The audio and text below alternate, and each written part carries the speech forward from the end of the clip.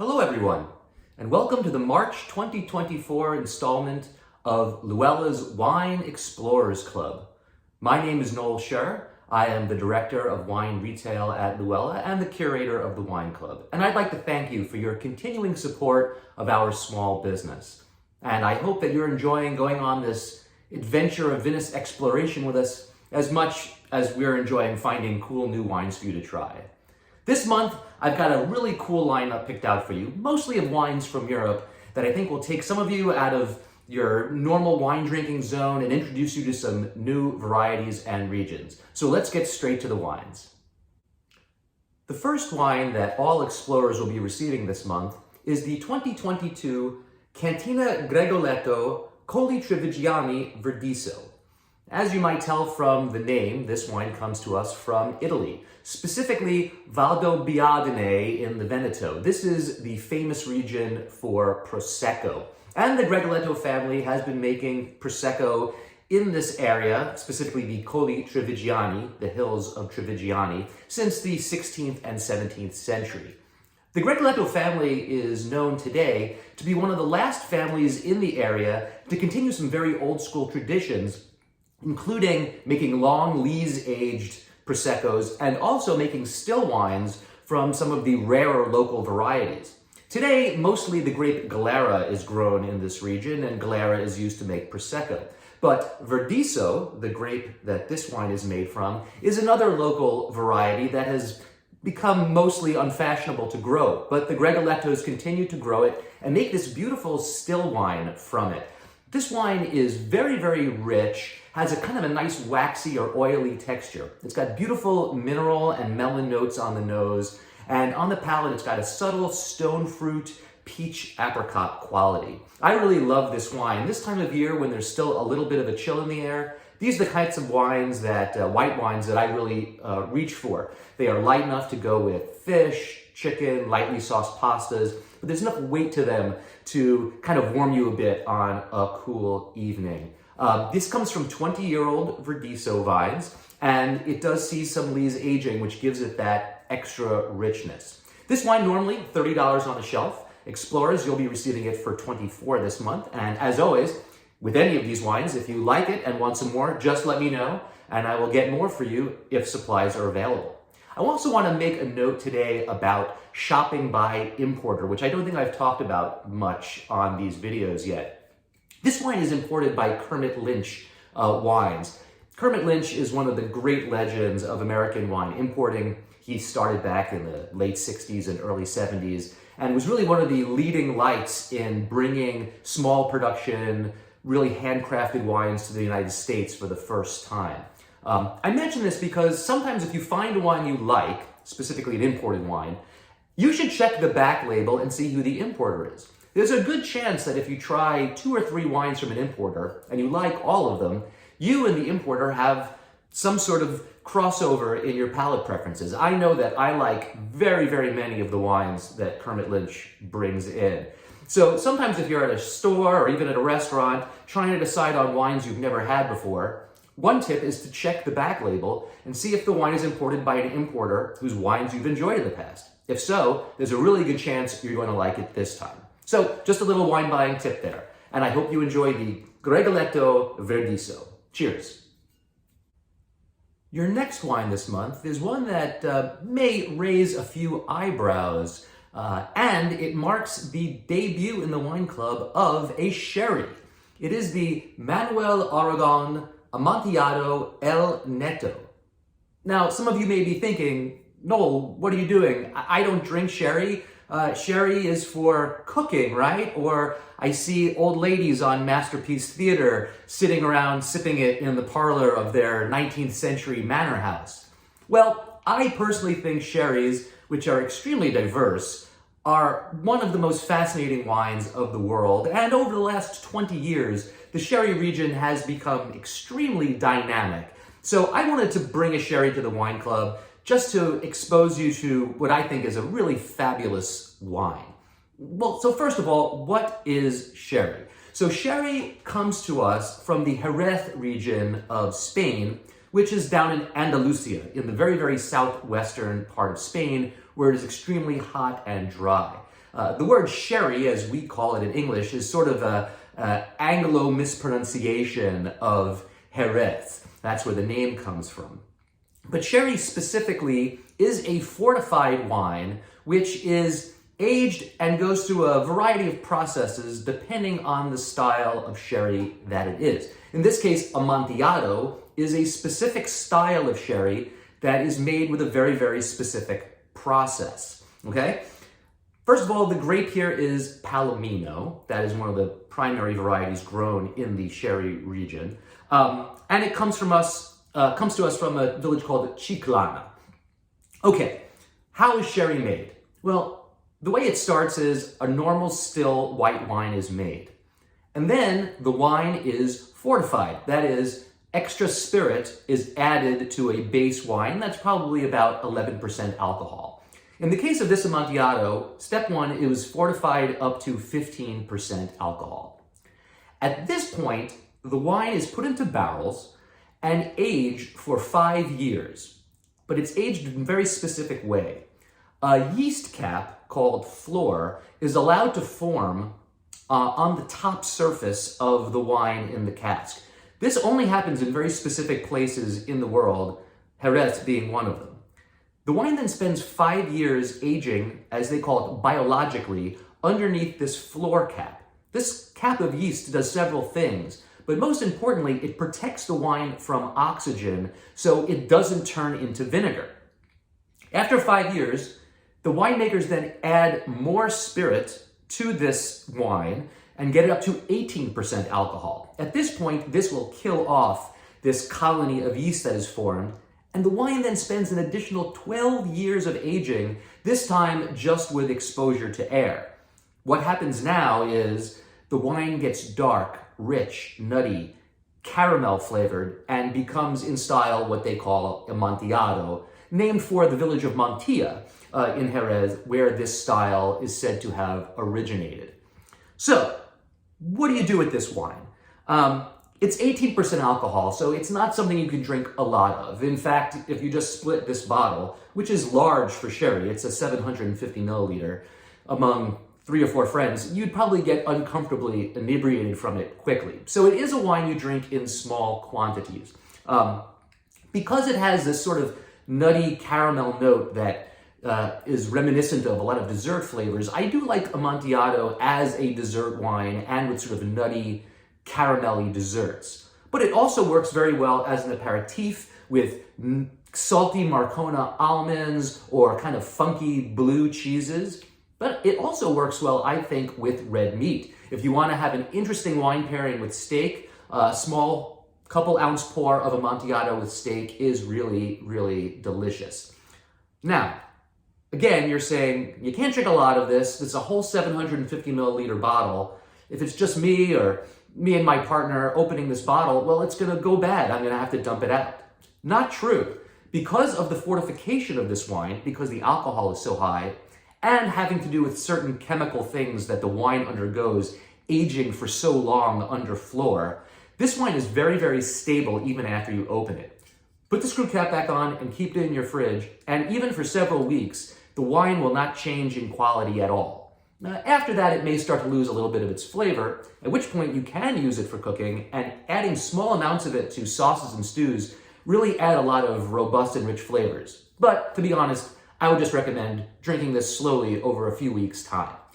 So, I hope you guys are okay with me introducing something a little bit out of left field like this. Sherry is really fascinating. Amontillado sort of runs right down the middle between the lightest cherries, the finos, and the richest olorosos, and there are also dessert-style sherries, but that's the subject of a whole other video. So, I really hope you enjoy the Manuel Aragon Amontillado. This wine is $34 normally on the shelf. Wine Explorers, you'll be getting it for $27.20. Cheers. Your next wine this month for all Wine Explorers comes to us from Oregon and is very much in the model of what I find to be some of the best wines coming out of the United States today. This is the 2022 limited edition Willamette Valley Amphora Aged Red. So limited edition is the project of Bree and Chad Stock, a husband and wife, Bree, she's a master of wine. Chad's a winemaker and veteran of the wine industry. And they started this project, like many young domestic winemakers today, by finding farmers in their area that work organically, grow interesting varieties, and to make wines that are juicy, bright, and easy drinking, and to make them naturally. This limited edition red amphora blend is a third each of 3 grapes, Trousseau, Pinot Noir, and Gamay. This is a bright, juicy, easy drinking, light-bodied red, perfect with a chill.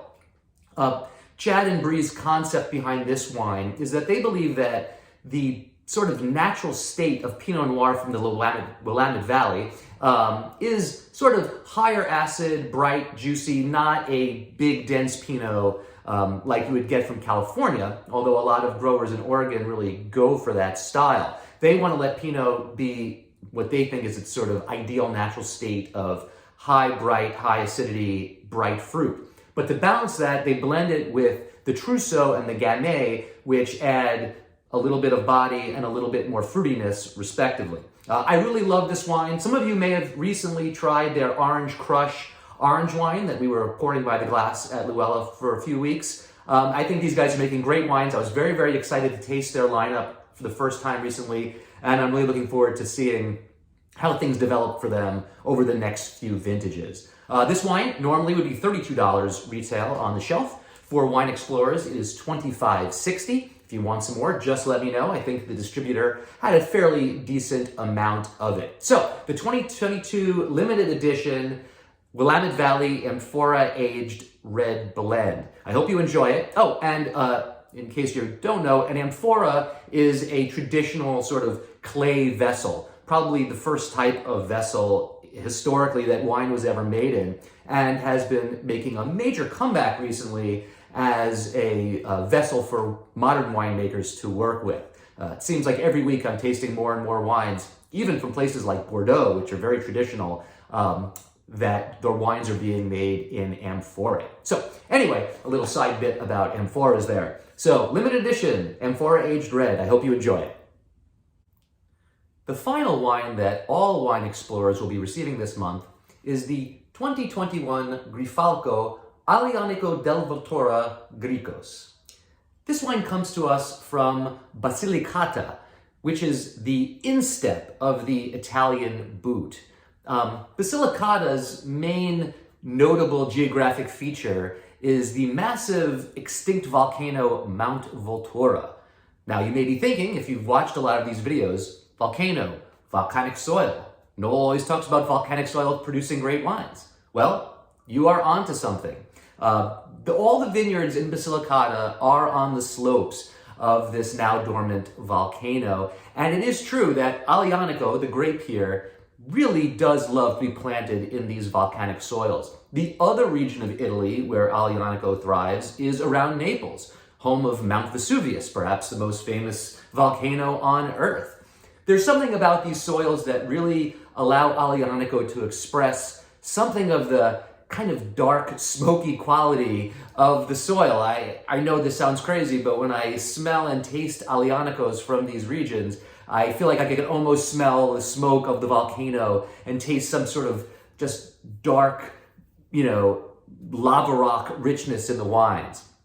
The winemakers here are Fabrizio and Cecilia Piccin. They're a husband and wife team, actually originally from Tuscany, who settled in Basilicata back in 2004, looking for sort of a new place to make wine, new challenges, new grape variety to explore. This comes to us, the Gricos, which is their entry-level wine, from vines planted between 1980 and 1995. So some nice old vines material here as well. So Aglianico, it has a deep, deep black cherry type of fruit, a fair amount of tannic structure. So you're going to want to have this with, robust dishes, steak, red meat, but it also works really nicely with other sort of classic, robust Southern Italian fare, dark red sauces, especially if they have some spicy sausage in them. This is a wine that I think is drinking beautifully right now, but if you decided to save a few bottles for a couple of years as the tannins here resolve, it's going to become even silkier. So, the 2021 Grifalco Alianico del Voltura, normally $30 on the shelf, is for wine explorers $24 this month. I hope you enjoyed it. The next two wines are part of the six-pack for the $150 Wine Explorers. But don't worry, if they sound cool to you and you want to try one, just let me know and I can get you a bottle at the club member price.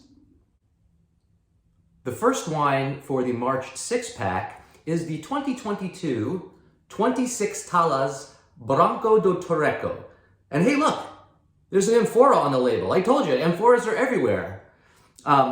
This wine comes to us from Portugal, from the region of Alentejo. Alentejo has become maybe my favorite part of Portugal for wines. It's further inland, it's much higher elevation than, say, where the grapes for port are grown. And the wines here, because of the cooler climate, the grapes evolve and develop more slowly on the vine, giving them true complexity and ripeness and not just the ability to make big fruity wines. 26 Talas is an interesting project. It's a group of young winemakers whose families were winemakers in the region for generations and who traditionally made wine in talas. Talas are these clay amphorae that generations ago winemakers here made a lot of wine in, but these young winemakers observed that the older generation had gradually stopped using them. Now, as it happened, between their group, their families had 26 available talas for them to make wine in, so they began this project to revive this old tradition. Now, this wine is done in a kind of an oxidative style. There is skin contact, but it's not a funky orange wine. It just has the extra richness of wine made in amphora with skin contact. The grape varieties here are all pretty obscure local Portuguese varieties. We have Diagalves and Tauvaz, Rupero, and Perum. To be totally honest with you, and Tauvaz is the only one that I'd ever heard of before tasting this wine. I really like this wine a lot. I think it's a cool story. Like I said, this is their Vinho de Talas line, and this one they call Branco do Torreco, which the best translation I could find is kind of a wine of junk or wine of some sort of leftover item. And I like the idea that they're sort of making this as a throwback to the kinds of wines you would have in a local tavern or something in this area of Portugal many generations ago. So the 2022 26 Talas Branco de Torreco. It's normally $32 retail. For Explorers this month, $25.60. I really hope you enjoyed it. I really thought this was a really cool wine. Last but not least in your March six-pack is a wine that I really loved when I tasted it recently. This is the 2021 Famille Rotelier Beaujolais Village La Buissonnière. This is really my kind of wine. I love Beaujolais wines. My wife and I, we drink them all the time. And I'm always very excited to discover a new producer because I make it my business to taste a lot of Beaujolais. This is a pretty new estate. This is Jean de Rotelier is the winemaker. He had been a caviste and a sommelier in Paris for many, many years. And as this story happens a lot, decided he wanted to move his family to the country and try his hand at winemaking, settling in the village of Abuissanas in the Beaujolais. It's a tiny, tiny little estate. I think this is just beautiful, perfectly balanced Beaujolais. It's got this crunchy kind of bramble fruit, dark cranberry, dark raspberry. There's a perfect amount of sort of savory spice to it. This is just kind of my perfect midweek drinking red, a wine that goes with just about anything you could imagine, except maybe the lightest seafood dishes. Normally this would be $31 on the shelf to Wine Explorers for $24.80 this month. Again, if you haven't had a lot of Beaujolais, I would really encourage you to drink more of it, especially from great small producers like this one. Okay, folks, that's it for your March wines. I hope you really enjoy tasting all of them. Again, if you want to get any more, just let me know in an email, and I will do my best to get you as much of it as you would like. So thanks again, and I look forward to talking to you again in April.